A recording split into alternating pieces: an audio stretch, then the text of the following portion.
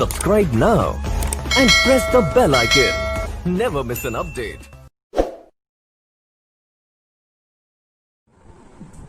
जय हिंद प्यारे दोस्तों, मैं बलबीर सिंह आप लोगों का एक बार फिर से आपके अपने चैनल मैक्सिमा एजुकेशन पॉइंट में स्वागत करता हूं, जहां पर हम अनेक विषयों के साथ चैनल में विभिन्न वीडियो आपको मिल रही हैं। आप उनका अच्छी तरह से फायदा भी उठा रहे हैं और चीजों को समझकर पढ़ रहे हैं और अपने नोट्स भी बना रहे हैं। उसके साथ साथ क्वेश्चनों को सॉल्व कर रहे हैं, पेपर को सॉल्व कर रहे हैं। अभी हाल ही में बीईओ का पेपर हुआ, उसमें देखिए कि आप ज्योग्राफी हमने जो पढ़ाया उससे रिलेटेड भी जितना टॉपिक हमने पढ़ा दिया है उससे रिलेटेड भी 2 या 3 क्वेश्चन उसमें पूछे गए हैं। इसी क्रम में आने वाले टाइम में अगले 1.5 महीने बाद यूपी पीसीएस का पेपर है, एएस का पेपर है, उनसे रिलेटेड भी क्वेश्चन ज्योग्राफी जो हम पढ़ा रहे हैं जैसा इन सब चीजों से पूछे जाते हैं। तो आप लोग पढ़ते रहिए और चीजों को नोट्स बनाते रहिए, साथ ही साथ रिवीजन जरूर करते रहिए। क्या है, रिवीजन जरूर करते रहिए नोट्स के साथ, क्योंकि ये बहुत इंपॉर्टेंट चीज है। उसी क्रम में हमने पिछले लेक्चर में प्रमुख पासेस दर्रों के बारे में बात की थी। जो भारत में प्रमुख पासेस दर्रे हैं, हमने उत्तर पूर्व की तरफ देखा, जम्मू कश्मीर की तरफ देखा। इन सब चीजों को देख करके हमने प्रमुख दर्रे, पासेस और उनकी नोट्स बनाया। क्रम में मैपिंग के थ्रू आपको समझाया भी और आपने उसको अच्छे से समझा। आई होप कि आपने उसको हूबहू नोट्स बना लिया होगा, क्योंकि उसको रिवीजन करने में आपको बहुत आसानी होगी। उसी क्रम में आज जो हम टॉपिक स्टार्ट कर रहे हैं, जो हमारा भारत का क्या है, पठार है। जो हमारा पठारी क्षेत्र है, पठारी क्षेत्र क्या है, जो हमारा दक्षिण भारत का है, जिसे हम प्रायद्वीपीय भारत कहते हैं, वो पठारी क्षेत्र है। उसको हम पढ़ेंगे, उसमें देखेंगे प्रमुख पहाड़ियां, प्रमुख पठार कौन कौन से हैं, उनकी क्या खास विशेषताएं हैं, कहां कहां से उनमें जो प्रमुख नदियां निकल रही हैं और नदियां उन पठारों को कहां कहां से काट रही हैं। उसी क्रम में हम अनेक पठारों को पढ़ेंगे। तो प्रायद्वीपीय भारत जो हमारा है वो आप देखेंगे कि लाखों करोड़ों वर्ष पहले जो हमने आपको पहले या दूसरे वीडियो में आपको बताया इस बारे में कि कैसे प्रायद्वीपीय भारत का विस्तार हुआ, जो कि हमारा अफ्रीका कॉन्टिनेंट है, वहां से हमारा प्रायद्वीपीय भारत टूटकर उत्तर पूर्व की तरफ प्रवाहित हुआ धीरे धीरे, और लाखों करोड़ों वर्ष पश्चात ये जो हमारा प्रायद्वीपीय भारत है आज यहाँ पहुंचा है। भारत में उत्तर भारत के साथ मिला हुआ है, यहाँ पे इसका विस्तार पहुंचा है। जैसे हमने आपको बताया है कि ऐसे ये जो हमारा प्रायद्वीपीय भारत यहाँ से है, ये क्या है, उत्तर पूर्व की तरफ ऐसे प्रवाहित हुआ और हमारा यहाँ पे टेथिस सागर था और यहाँ से कुछ नदियां अपना मलबा और मिट्टी, ये सब इधर से भी नदियां बह रही थी और इस टेथिस सागर में अपना मलबा वगैरह गिरा रही थी। लेकिन जब प्रायद्वीपीय भारत आपका उत्तर पूर्व की तरफ प्रवाहित हुआ तो क्या है, इस पे जो मलबा इकट्ठा हुआ तो इसके क्या है, दबाव पड़ा। दबाव की वजह से यहाँ पे वलय पड़ गया। क्या हो गया, वलय पड़ गया। इसीलिए इस वलय के कारण ही यहाँ पर क्या हुआ है, यहाँ पर हिमालय जैसे बड़े पर्वत का, मुर्दार पर्वत का, वलित पर्वत का जिसको नाम दिया जाता है, उसका क्या है, विस्तार हुआ। जिससे जो हिमालय पर्वत है इसका आज भी उद्गम, इसका विस्तार धीरे धीरे चल रहा है। ये ऐसी चीज है। उसी क्रम में हम पढ़ेंगे अनेक पहाड़ियों को। जैसे हम देखेंगे कि ये हमने पूरा मैपिंग के थ्रू आपको अच्छे से बना दिया है कि कौन सा चीज कहाँ पे स्थित है, और उसको हम आपको एक बार पहले समझा देते हैं, फिर हम क्या है एक एक करके इसको पढ़ेंगे। देखिए आप यहाँ से शुरू से, ये हमने प्रायद्वीपीय भारत का, ये हमारा जम्मू और कश्मीर को छोड़ के बाकी उसके नीचे वाला क्षेत्र हमने इस मैप में बना रखा है। आप देखेंगे यहाँ से ये राजस्थान वाले एरिया में अरावली पहाड़ी है, वहां पास आप अरावली पहाड़ी को देखेंगे काटती हुई बनास नदी निकल रही है। यहाँ से देखिए अरावली पहाड़ी को काटती हुई बनास नदी निकल रही है। उसके और नीचे आएंगे तो लूनी नदी निकल रही है, जो कि गुजरात के कच्छ वाले रीजन में जाकर क्या हो जाती है, विलीन हो जाती है वहां दलदली क्षेत्र में। फिर और नीचे देखेंगे तो कौन सा, विंध्य पर्वत श्रेणी है। क्या है, विंध्य पर्वत क्षेत्र है, जो कि जिसका विस्तार आप देखेंगे गुजरात के पास मध्य प्रदेश से लेकर पूरे क्षेत्र में फैली हुई है। इधर आप गुजरात के साइड आएंगे तो गिर पहाड़ी है, गिर पहाड़ी आप देखेंगे, ये है गिर पहाड़ी। और यहाँ पर यहाँ पास अब और उत्तर की तरफ देखेंगे, दक्षिण की तरफ जाएंगे तो क्या है, सतपुड़ा पर्वत श्रेणी है। ये आपकी सतपुड़ा पर्वत श्रेणी है, ये हमने यहाँ लिख रखा है, इसको आप देखते जाइए, समझते जाइए। यहाँ देखेंगे कि अमरकंटक पहाड़ी क्षेत्र है। क्या है? अमरकंटक पहाड़ी क्षेत्र है, जहां से आप देखेंगे कि अरेबियन सी की तरफ, ये क्या है? अरेबियन सी है। ये क्या है? वेस्ट बंगाल की तरफ आपका बे ऑफ बंगाल है। तो आप देखेंगे कि अरेबियन सी की तरफ आपकी नर्मदा नदी का बहाव है। क्या है ये? नर्मदा नदी का बहाव आप देखेंगे कि अरेबियन सी की तरफ है। और सोन नदी का बहाव क्या है? अमरकंटक पहाड़ी से जो निकलती है, जो कि उत्तर की तरफ है। कहाँ है? उत्तर की तरफ, जो जाके पटना के शहर में सोन नदी गंगा नदी से मिल जाती है। तो आप एक चीज यहाँ देखिए कि जो यहाँ गुजरात के पास से रीजन है, इसके दक्षिण का एरिया जो है, क्या है? इसके दक्षिण का एरिया जो है, इसका मोस्टली ढाल क्या है? ढाल को आप समझिए, इसका मोस्टली ढाल क्या है? बे ऑफ बंगाल साइड है। लेकिन कुछ ये अपवाद स्वरूप आप समझिए कि नर्मदा और तापी जो ऐसी दो नदियां हैं जिनका मुहाना अरेबियन सी की तरफ है। और साथ ही इसके ऊपर की आप देखेंगे चंबल हो गया, बेतवा हो गया, केन हो गया और सोन हो गया, टोन हो गया, ये नदियां क्या है?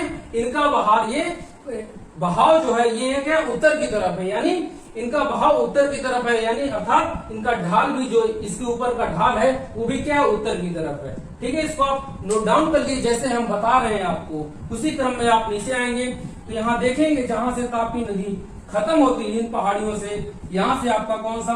पश्चिमी घाट पर्वत शुरू हो जा रहा है। क्या है?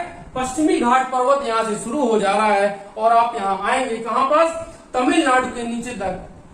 तमिलनाडु के नीचे तक इस पश्चिमी घाट पर्वत का विस्तार है। उसी क्रम में आप तमिलनाडु के पास से यहाँ से शुरू होके यहाँ पर आप वेस्ट बंगाल के पास उड़ीसा के ऊपर तक और वेस्ट बंगाल के पास जाएंगे तो ये पूर्वी घाट पर्वत है। इसको क्या कहते हैं? पूर्वी घाट पर्वत के नाम से जाना जाता है।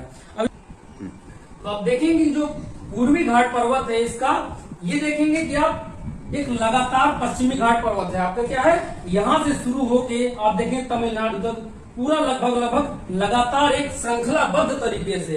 लेकिन आप वहीं पूर्वी घाट पर्वत की तरफ जाएंगे तो देखेंगे कटा छटा पर्वत है। क्यों कटा छटा पर्वत है? आप देखेंगे जो प्रमुख नदियां हैं, कृष्णा, कावेरी, गोदावरी, महानदी, ये सारी जो प्रमुख नदियां हैं दक्षिण भारत की, इनका जो बहाव है ये आप देखेंगे कि पश्चिम से पूरब की तरफ है। क्या है? पश्चिम से पूरब की तरफ है, जो कि पश्चिमी घाट की तरफ से मोस्टली निकलती हुई नजर आती हैं। जब ये बे ऑफ बंगाल में अपना जल गिराएंगे तो क्या होगा? आप देखेंगे कि लाखों वर्षों से, हजारों वर्षों से ये अपना जल उधर की तरफ ही गिरा रही है। तो क्या होगा? ये पर्वतों को काट छांट देंगी। क्या होगा? ये पर्वतों को काट छांट देगी। इसलिए ही पूर्वी घाट पर्वत जो है कटा छटा हुआ प्रतीत होता है। अब आप देखेंगे यहाँ पे आइए, जो सतपुड़ा पहाड़ी है, कौन सी है? सतपुड़ा पहाड़ी है। इसके क्या ऊपर देखेंगे आप? ऊपर देखेंगे कौन सी नदी है? हमने बताया कि अमरकंटक से निकलती है आपकी नर्मदा नदी निकलती है, और उसके नीचे देखेंगे तापी नदी निकलती है। तो ये जो तापी और नर्मदा नदी है सतपुड़ा पहाड़ी के बीच, ये क्या है? भ्रंश घाटियों का निर्माण करती है। अब आप कहेंगे कि भ्रंश घाटी क्या होती है? जो भ्रंश घाटियां यानी एक वैली, रिफ्ट वैली, यानी एक गहराई का निर्माण करती है। और उस जहां पे ये क्षेत्र था, पहले ये नदी कहीं और बह रही होगी, उसके बाद ये नदियां अपना स्थान हमेशा कुछ ना कुछ सालों, हजारों वर्षों बाद स्थान बदलती रहती हैं। तो उसकी वजह से क्या हुआ? ये भ्रंश घाटियों का निर्माण कर रही हैं। ठीक है, आप देखेंगे तापी नदी, ये दो ही प्रमुख नदियां आपको पूछा जाता है क्वेश्चन कि सारी नदियों आपको दे देगा, सारी नदियां क्या बे ऑफ बंगाल में अपना जल गिराती हैं, या दे देगा कि नर्मदा नदी बे ऑफ बंगाल में जल गिराती है, या तापी नदी अरेबियन सी में जल गिराती है। तो आप ध्यान रखेंगे कि नर्मदा और तापी ही दो प्रमुख ऐसी नदियां हैं जो अरेबियन सी में अपना जल गिराती हैं, बाकी सब बे ऑफ बंगाल वाले रीजन में अपना जल गिराती हैं। उसके आप नीचे और आएंगे तो हमने आपको यहाँ लिख रखा है बस्तर का पठार और दंडकारण्य पठार। आप देखेंगे कि ये जो दक्कन पठार है, आप देखेंगे पूरा यहाँ महाराष्ट्र से लेके यहाँ पे आप तमिलनाडु के रीजन को टच करेंगे और इधर पूरा जाएंगे, यहाँ पर आंध्र प्रदेश, छत्तीसगढ़, ये पूरा मध्य प्रदेश को टच करते हुआ क्षेत्र आपको मिलेगा। तो ये क्या है? दक्कन का पठार के नाम से जाना जाता है। तो इस दक्कन के पठार में जो प्रमुख क्षेत्र है दंडकारण्य पठार, क्या है? दंडकारण्य पठार का प्रमुख क्षेत्र यहाँ जाते हैं, यानी यहाँ ये पूरा एक श्रृंखलाबद्ध यानी एक पर्टिकुलर एरिया में मोस्टली जो पाया जाता है दंडकारण्य पठार वो इस वाले रीजन में पाया जाता है और इसी के अंदर ही क्या है बस्तर का पठार पाया जाता है। लेकिन आप देखेंगे कि कुछ कटा छटा एरिया इसका क्या है, मतलब कुछ एरिया आप देखेंगे बस्तर का पठार यहाँ पास पाया जाता है और कुछ दंडकारण्य पठार का एरिया भी इस जगह में पाया जाता है। क्या है, इस जगह में पाया जाता है। महाराष्ट्र हो गया, कर्नाटक हो गया, इन रीजन में। अब आप और नीचे की तरफ बढ़ेंगे तो जहां से आप ये देखेंगे पश्चिमी घाट पर्वत है। क्या है, पश्चिमी घाट पर्वत है और ये क्या है पूर्वी घाट पर्वत है। जहां से ये पूर्वी घाट पर्वत और पश्चिमी घाट पर्वत मिल रहा है, यहाँ पे देखेंगे आप मिल रहा है, यहाँ पास केरला है, यहाँ पास क्या है तमिलनाडु है और क्या है कर्नाटक है। केरला, तमिलनाडु, कर्नाटक, उन्हीं क्षेत्र में क्या है नीलगिरी गांठ बनाते हैं। क्या है, नीलगिरी गांठ बनाते हैं, जिसको नीलगिरी पर्वत श्रेणी के नाम से भी जाना जाता है, जो कि अक्सर एग्जाम में पूछा जाता है। उसके और नीचे आएंगे तो आप कहाँ पहुंच जाएंगे, आप केरल में पहुंच जाएंगे जहां पास अन्नामलाई पर्वत चोटी है। क्या है, अन्नामलाई पर्वत चोटी है। और नीचे आएंगे अगर पूछेगा आपसे कि सबसे दक्षिणतम चोटी कौन सी है, सबसे दक्षिणतम पहाड़ी कौन सी है, मोस्टली क्वेश्चन ये अक्सर ही जो भी एग्जाम होते हैं आपकी यूपी ट्रिपल हो गया, यूपी पीसीएस हो गया, इन रीजन में ये क्वेश्चन अक्सर ही आपको मिल जाता है। क्या है, सबसे दक्षिणतम पहाड़ी आपकी पूछी जाएगी तो क्या है कार्डमम पहाड़ी है। क्या है, प्रारंभिक भारत की सबसे दक्षिणतम पहाड़ी आपकी कार्डमम पहाड़ी, ये आपका श्रीलंका है। आप इधर जाएंगे, अब देखेंगे यहाँ से क्या है कावेरी नदी निकल रही है और ये अपना मुहाना कहाँ बना रही है, यहाँ देखेंगे आप अपना मुहाना ये तमिलनाडु वाले रीजन में बना रही है कावेरी नदी। कृष्णा नदी देखेंगे आप यहाँ से निकल रही है और ये आंध्र प्रदेश वाले रीजन में बना रही है। उसी तरह गोदावरी नदी निकल रही है, ये क्रॉस करते हुए दक्कन को पठार को पहुंच जा रही है। अब देखेंगे दंडकारण्य पठार के पास से ही आपकी कौन सी महानदी निकल रही है। क्या है, दंडकारण्य पठार के पास से आपकी ये महानदी निकल रही है। देखिए आपको महानदी और ये जाके यहाँ पे अपना बे ऑफ बंगाल वाले रीजन में अपना जल गिरा रही है। इसके ऊपर आप और जाएंगे तो आप देखेंगे कि छोटा नागपुर पठार है। कौन सा है, छोटा नागपुर पठार है। आप देखिए यहाँ पर झरिया कोयला क्षेत्र, सिंगरौली कोयला क्षेत्र, ये प्रमुख कोयला क्षेत्र जो है इन्हीं छोटा नागपुर पठार वाले रीजन में ही पाए जाते हैं। और यहीं पास आप देखेंगे कि ये कौन सी है, राजमहल की पहाड़ी है। कौन सी है, राजमहल की पहाड़ी है। आप देखेंगे राजमहल की पहाड़ी क्यों इंपॉर्टेंट है, क्योंकि ये राजमहल की जो पहाड़ी है ये इसका विस्तार पूरा मेघालय पहाड़ी तक था। कहां तक, मेघालय पहाड़ी तक इसका प्रमुख विस्तार था। लेकिन जो आप देखेंगे कि गंगा नदी है हमारी, गंगा नदी बह रही है बे ऑफ बंगाल में, अपना वेस्ट बंगाल से जाते हुए बे ऑफ बंगाल में अपना जल गिरा रही है। उसके चलते ये क्या है, राजमहल की पहाड़ी जो है कट छट गई है। इसी कारण ये राजमहल की पहाड़ी यहीं तक सीमित हो गई है और इसके बाद इसको जो मेघालय में पहुंच गई है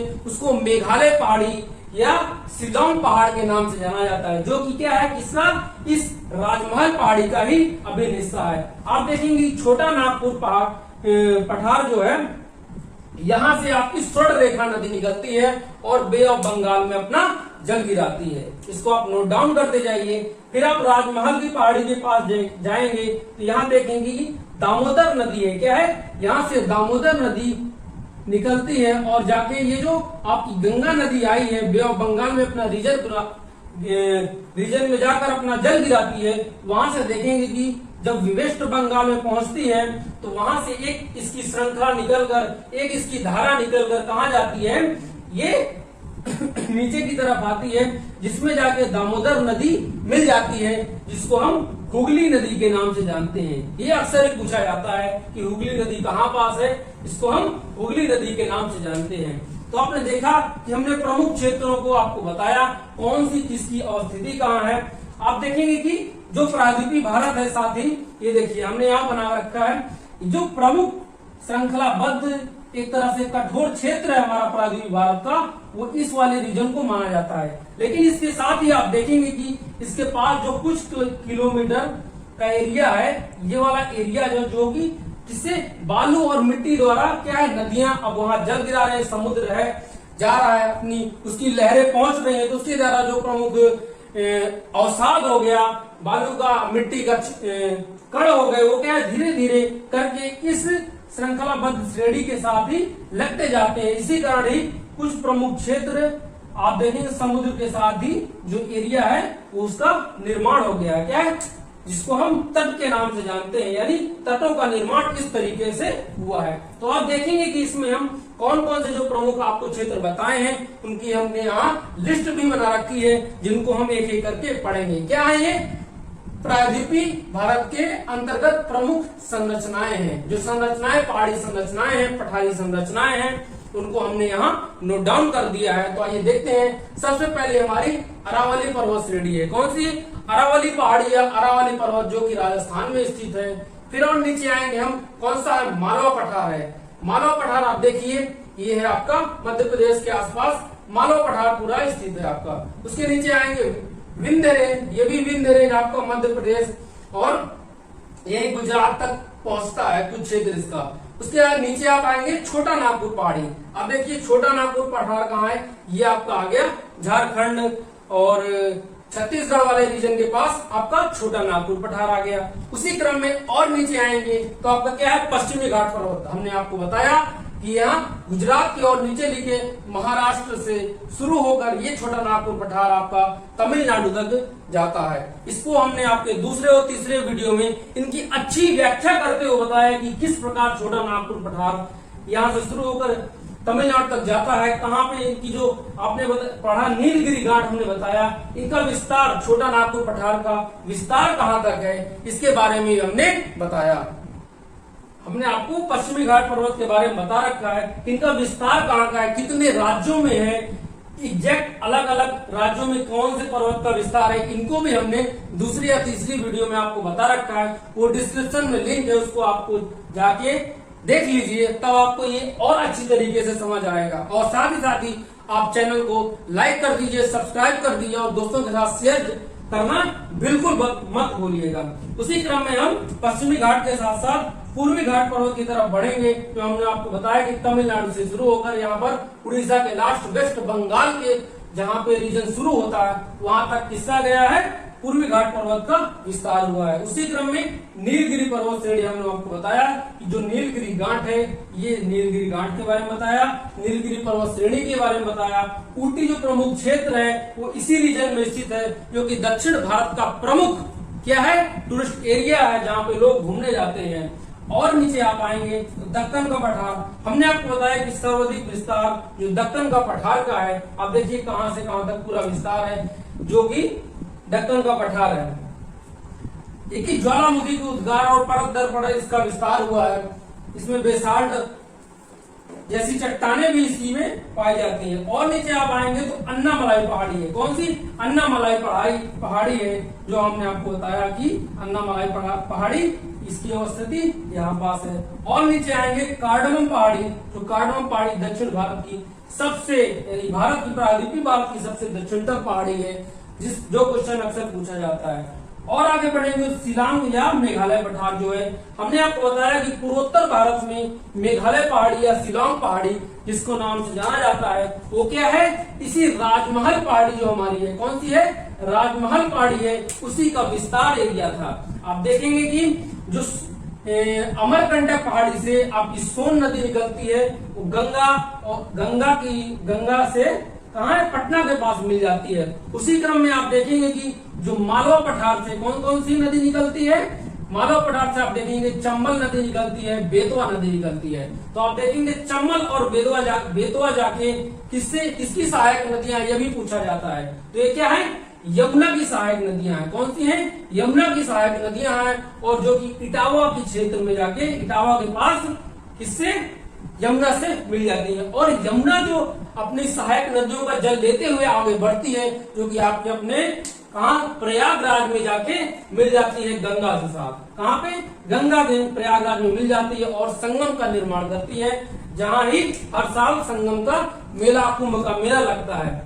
और फिर ये पटना से होते हुए जाके बे ऑफ बंगाल में अपना रीजन क्या है? जाके अपना जल गिरा देती है। तो इसको आप नोट डाउन कर लिए, जैसे हमने आपको बताया हूबहू ऐसे ही आप डायग्राम बनाएंगे और उसको इंडिकेट करते हुए एक दो कलरफुल पेन का यूज करते हुए, जिससे आपको समझने में और याद करने में काफी आसानी होगी। इनको आप ऐसे ही नोट डाउन करिए। अब हम एक एक करके अरावली पर्वत श्रेणी से लेके आपको इन सारे पर्वत श्रेणियों के बारे में बताएंगे, इनकी विशेषताएं बताएंगे और इनको जानने का प्रयास करेंगे। ठीक है, तो आपने नोट डाउन कर लिया इसको ऐसे ही। अब हम सबसे पहला जो पहाड़ी आपके बताया था, जो कहाँ है, उत्तर पश्चिम की तरफ। आप देखेंगे कि उत्तर पश्चिम की तरफ ये आपका पश्चिमी एरिया है और ये आपका उत्तरी एरिया है।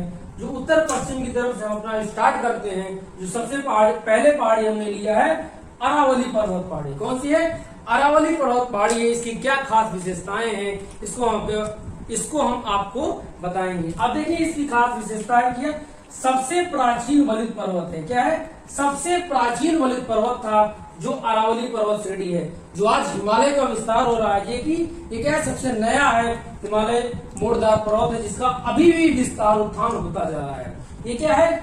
उत्तर और पश्चिम की तरफ इस अरावली पर्वत का ही क्या है? विस्तार है। क्या है? उत्तर और पश्चिम की तरफ इसका विस्तार है। और इसका विस्तार आप देखेंगे कि ये जो एरिया है, ये कहां से? गुजरात वाले रीजन से शुरू होता है और यहाँ पास आप पहुंचेंगे तो दिल्ली का रीजन है मजनू का टीला। कहाँ है? दिल्ली का रीजन है मजनू का टीला और गुजरात का यहाँ पालमपुर का एरिया माना जाता है, जहाँ से इसका विस्तार शुरू होता है और दिल्ली के मजनू का टीला के जाके खत्म होता है। और साथ ही आप देखेंगे कि जो बीच वाला रीजन है, ये बीच वाला रीजन है, ये क्या है? राजस्थान का रीजन है। कौन सा है? राजस्थान का रीजन है। तो आप इसकी एक क्या विशेषता हो गई, इसका सर्वाधिक विस्तार कहाँ है? अरावली पर्वत श्रेणी का कहाँ है? राजस्थान में है। कहाँ है? राजस्थान में है, जहां से ही बनास नदी निकलती है। कहाँ? राजस्थान से बनास नदी निकलती है और जो मालवा के पठार से आपकी चंबल नदी निकलती है, वहां उससे जाकर ये बनास नदी मिल जाती है।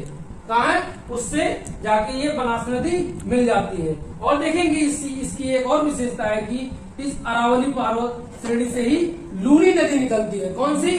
लूनी नदी निकलती है, जो कि गुजरात के कच्छ वाले रीजन में जाकर क्या है? दलदली क्षेत्र में विलुप्त हो जाती है, यानी खत्म हो जाती है। और इसकी क्या विशेषता है?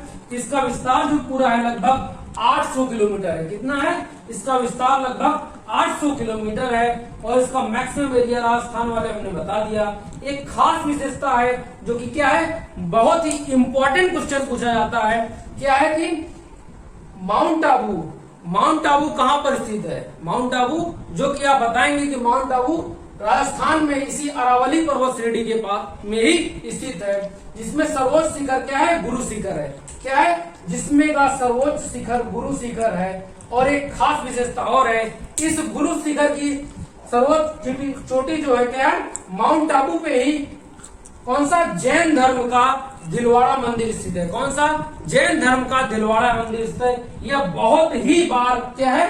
बहुत ही बार मोस्ट इंपोर्टेंट क्वेश्चन बन के आपकी एग्जामों में आता रहा है। तो ये था किसकी विशेषताएं? प्रमुख अरावली पर्वत श्रेणी की विशेषताएं थी। इनको आप नोट डाउन कर लिए। अगला हम पर्वत श्रेणी देखेंगे। तो आपने अरावली नोट डाउन कर लिया। अब हम उसकी तरफ बढ़ेंगे। कौन सा? मालवा पठार। क्या है? अगला है हमारा मालवा पठार है। अब देखिए मालवा पठार की अवस्थिति कहाँ पास है। आप देखेंगे कि अरावली पर्वत श्रेणी हमारी ये है, उसके नीचे आप और आएंगे तो विंध्य पर्वत श्रेणी है। तो अरावली पर्वत श्रेणी के आप दक्षिण में जाएंगे और विंध्य पर्वत श्रेणी के उत्तर में। तो इसका क्या है? विस्तार है अरावली पर्वत श्रेणी के दक्षिण में और विंध्य पर्वत श्रेणी के उत्तर में मालवा पठार का विस्तार है। क्या है? मालवा पठार का विस्तार है। अब इसका विस्तार हमने आपको बताया। इसका ढाल क्या है? इसका ढाल है उत्तर की तरफ है। इसी कारण जो इससे प्रमुख नदियां निकलती हैं, कौन कौन सी? चंबल, काली, सिंधी, बेतवा नदी है। इनका क्या है? ढाल जो उत्तर की तरफ है और जो जा करके यमुना और गंगा में अपना जल गिराती हैं। और क्या इसकी खास विशेषता? ये जो हमारा मालवा पठार है, इसका विस्तार जो है, इसका उन्मुख जो है क्या? ज्वालामुखी के विस्तार से हुआ है। इसी कारण इसमें बेसाल्ट चट्टानें पाई जाती हैं। कौन सी? बेसाल्ट चट्टानें पाई जाती हैं। और इसी कारण से बेसाल्ट चट्टानों की वजह से ही इसमें काली मिट्टी पाई जाती है। ये इसकी बहुत ही इंपॉर्टेंट विशेषता है। आपको पूछता है कि किस क्षेत्र में, किस रीजन में, कौन से पठार में काली मिट्टी पाई जाती है, तो आप बताएंगे कि मालवा के पठार के रीजन में ही में भी काली मिट्टी पाई जाती है। और हमने इसके नदियां बताया आपको, चंबल, काली, सिंधी और बेतवा नदी इससे निकलती हैं। और इसी कारण जब ये नदियां बहेंगी, उत्तर की तरफ बहेंगी, तो क्या होगा, क्षेत्रों को काटेंगी, छाटेंगी, तो क्या होगा, उनमें अपर्दन आएगा। उनमें क्या होगा, अपर्दन आएगा। और कोई नदी आज यहाँ से बह रही है, मान लिया जैसे ये नदी यहाँ से उद्गम हो रहा है और ये नदी आज यहाँ बह रही है, कुछ समय, कुछ हजारों साल बाद ये यहाँ बह रही है, फिर यहाँ बह रही है, तो ये जो रीजन है, ये क्या है, धंस जाता है रीजन। क्योंकि इस रीजन को नदी क्या है, जब अपना जल लेके जाती है तो काट छाट देती है, तो ये रीजन नीचे की तरफ जाता है। इसी कारण यहाँ क्या है, बीहड़ क्षेत्र, जो आप देखेंगे कि जहाँ डाकुओं का प्रमुख क्षेत्र बन के रखा था, जो अभी तक एमपी का कौन सा है, बीहड़ का क्षेत्र नाम से जाना जाता था। और क्या है, इसीलिए इसको अपर्दन अवनलिका क्षेत्र कहते हैं। क्या है, अपर्दन अवनलिका कहते हैं। अब आप कहेंगे कि अपर्दन अवनलिका क्या होती है, तो वही जो ये नालियां बना दी। अब मान लीजिए यहाँ से नदी बह रही थी, अब क्या है, यहाँ से नदी नहीं बह रही है, वो नदी क्या है, यहाँ से बहने लग गई है। तो क्या देखेंगे कि इस वाले रीजन में क्या है, मिट्टी का उठाव ज्यादा हो जाएगा और इस वाले बीच वाले रीजन में क्या है, मिट्टी की गहराई ज्यादा हो जाएगी। तो क्या है, एक तरह की नाली और नालिका बना दे रही है, यही कहलाता है आपका अपर्दन अवनलिका कहते हैं इसी को। इसको आप नोट डाउन करिए। अगला हम पहाड़ी क्षेत्र देखते हैं। तो आपने नोट डाउन कर लिया, कौन सा, मालवा पठार नोट डाउन कर लिया। अब हम बढ़ रहे हैं छोटा नागपुर पठार। कहाँ है, छोटा नागपुर पठार। आप देखेंगे कि यहाँ पर इसकी अवस्थिति है, जिसका विस्तार प्रमुख राज्यों में जो कौन सा है, झारखंड और पश्चिम बंगाल, दो प्रमुख राज्य हैं जहां पर छोटा नागपुर पठार का विस्तार है। इसकी एक क्या खास विशेषता है, इसमें आप देखेंगे कि स्वर्ण रेखा नदी क्या है, स्वर्ण रेखा नदी यही छोटा नागपुर पठार से ही निकलती है और कहा, बे ऑफ बंगाल वाले रीजन में जाकर अपना जल गिराती है। साथ ही साथ आप एक और देखेंगे कि यहाँ से दामोदर नदी घाटी भी, यानी दामोदर नदी भी यहीं से निकलती है, जो कि गंगा की सहायक नदी कौन सी है, हुगली नदी है, सॉरी सहायक नदी नहीं, गंगा जो अपनी वेस्ट बंगाल में जाकर एक अलग धारा पड़ जाती है, जो कि हुगली नदी है, उस पे जाके अपना मुहाना यानी उस पे जाके अपना जल गिराती है। इसकी एक खास विशेषता ये है। और आप देखेंगे कि छोटा नागपुर पठार में जो ये रीजन है, राजमहल की पहाड़ियां, क्या है, राजमहल की पहाड़ियों वाला रीजन है। इसका ही विस्तार हमने आपको पहले बताया कि इसका विस्तार कहां तक, मेघालय पहाड़ी तक इसी का विस्तार ही हुआ है। और इसकी क्या खास विशेषता है कि जो ये है, सबसे समृद्ध चट्टान के नाम से जाना जाता है। क्या है, सबसे समृद्ध पठार, सबसे समृद्ध चट्टान के नाम से जाना जाता है, क्योंकि ये खनिजों की दृष्टि से बहुत ही महत्वपूर्ण है। प्रमुख खनिज क्षेत्र, कोयला हो गया क्षेत्र, जो इसी छोटा नागपुर पठार वाले रीजन में ही पाए जाते हैं। इसीलिए इसका नाम रूर प्रदेश के नाम से भी जाना जाता है। क्या है, रूर प्रदेश। आपको पूछा जाता है कि भारत में रूर प्रदेश, रूर क्षेत्र या रूर प्रदेश या रूर पठार के नाम से कौन सा जाना जाता है, तो आप बताएंगे उसे कि छोटा नागपुर पठार आपका सही आंसर होगा। क्यों, क्योंकि रूर प्रदेश जो है जर्मनी का एक प्रमुख शहर है, जहाँ पर जो कि खनिजों की दृष्टि से बहुत ही महत्वपूर्ण शहर है। इसीलिए उसी की वजह से भारत में इसको रूर प्रदेश का नाम दिया गया है। और इसकी एक खास विशेषता है, इसको आप यहाँ देखिए कि दामोदर पठार तो ये बांटती है, क्या दामोदर, इसमें जो स्वर्ण रेखा नदी है ये क्या है, इसको दो भागों में बांटती है। और जिसको नॉर्थ वाला रीजन है जो हजारीबाग पठार के नाम से जाना जाता है, और जो साउथ वाला रीजन है वो रांची पठार के नाम से जाना जाता है। क्या है, नॉर्थ वाला रीजन हजारीबाग पठार और साउथ वाला रीजन रांची पठार के नाम से जाना जाता है।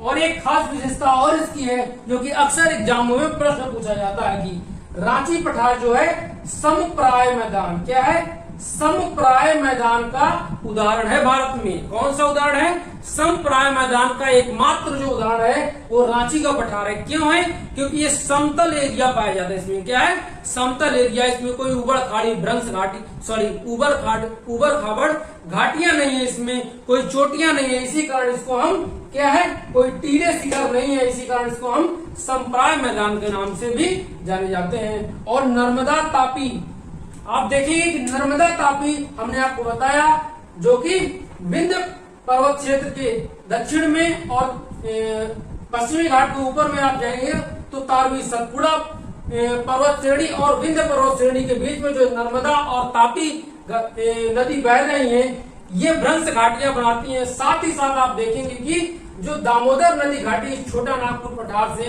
निकलती है, दामोदर नदी, वो भी भ्रंश घाटी का निर्माण करती है। तो आपसे एक क्वेश्चन राज होता है कि भारत में कौन सी ऐसी नदियां हैं जो कि भ्रंश घाटी का निर्माण करती हैं? तो आपको आंसर ऑप्शन में दे देगा कौन कौन सी, मान दे दिया नर्मदा नदी, तापी नदी और दामोदर नदी, और साथ में दे दिया कि नर्मदा, दामोदर, तापी तीनों एक में दे दिया। तो आप तीनों एक को ऑप्शन में आंसर सही लगाएंगे और यही आपका आंसर हो जाएगा। तो इसको आप नोट डाउन करिए। अगला हम कुछ देखते हैं।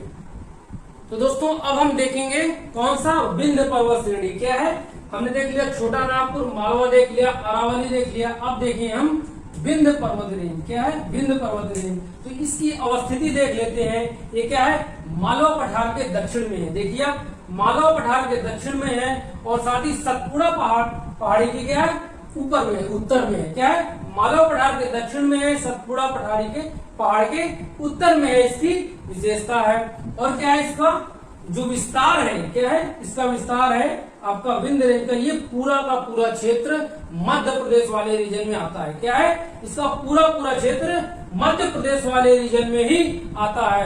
और पूर्व में इसका पूरा विस्तार और पूर्व में इसको भांडेरवा, ये बहुत ही इंपॉर्टेंट एक क्वेश्चन राइज होकर आता है कि पूर्व में जो इसका पूर्वी क्षेत्र है, कौन सा, विंध्य रेंज का जो पूर्वी क्षेत्र है, ये वाला रीजन, यहाँ से आप देखेंगे कि पूर्वी क्षेत्र जो है ये वाला रीजन, इसको हम भांडेर व कैमूर पहाड़ी के नाम से जानते हैं। कौन से, भांडेर व कैमूर पहाड़ी के नाम से जानते हैं। और इसकी क्या है, नोट डाउन करने वाली बात है कि आप देखेंगे कि विंध्य पर्वत का विस्तार मालवा पठार के दक्षिण में है और सतपुड़ा पठारी के उत्तर में है। साथ ही देखेंगे कि इसके दक्षिण में कौन सा है, कौन से, विंध्य पर्वत के दक्षिण में। आप देखिए ये विंध्य पर्वत, इसके दक्षिण में सतपुड़ा पहाड़ी है।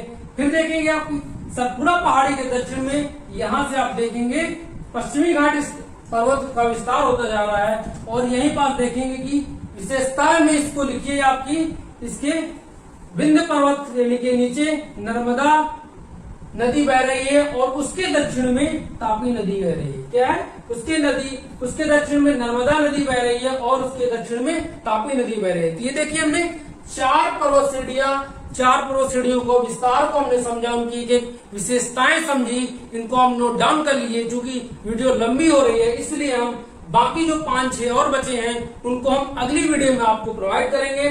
साथ ही साथ आप चैनल को लाइक करिए, सब्सक्राइब करिए, दोस्तों के साथ शेयर जरूर करिए और ऐसी इंफॉर्मेटिव वीडियो उनके पास शेयर करना बहुत ही जरूरी है।